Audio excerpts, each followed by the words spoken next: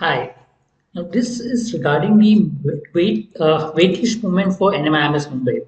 So NMIMS Mumbai MBA comes out with a result. They come up with a merit list number, so you know exactly where you stand with regards to ranking. And what are your chances of getting selected? I mean, let's look at it. We do have classes for CAT and other entrance exam. We are experts in management entrance. If you're interested, you can contact us.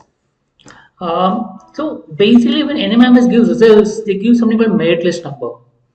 Okay, and it also mentions whether you are selected or waitlisted. So if you're selected and you have to pay the fees, it means you're selected. So you have got the admission, so there's no problem with that. Problem comes if you're waitlisted. So if you're waitlisted, what are your chances? So what happens is there is something called buffer pods. So NMIMS Mumbai has something around 600 seats for the open MBA candidate, around that. But it gives admission to students with merit list number almost 1300 to 1500. It goes to 1500 approximately. It depends on year to year, depending on how much they expect people to take admission or not take admission. Okay, so there are a lot of buffer calls.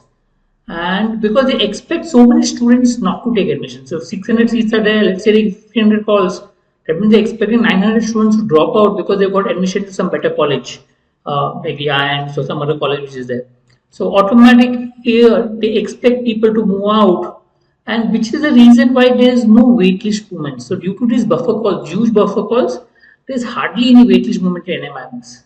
Even if it is there, it comes somewhere in the June during the admission time, actual last minute where people start getting admission in different places.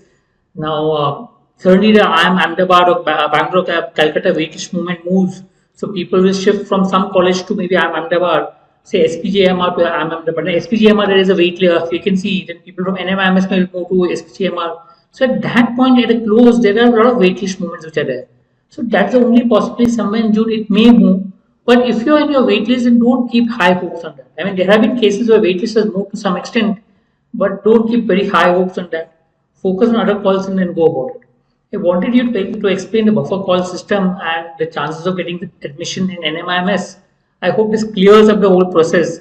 We'll come up with more videos that will help you to understand the system as such. But as of now, if you're for NMIMS, then and if you're in the waitlist movement, a little difficult to convert. Okay, if you're converted, congratulations. If you're not, keep your fingers crossed. Thank you.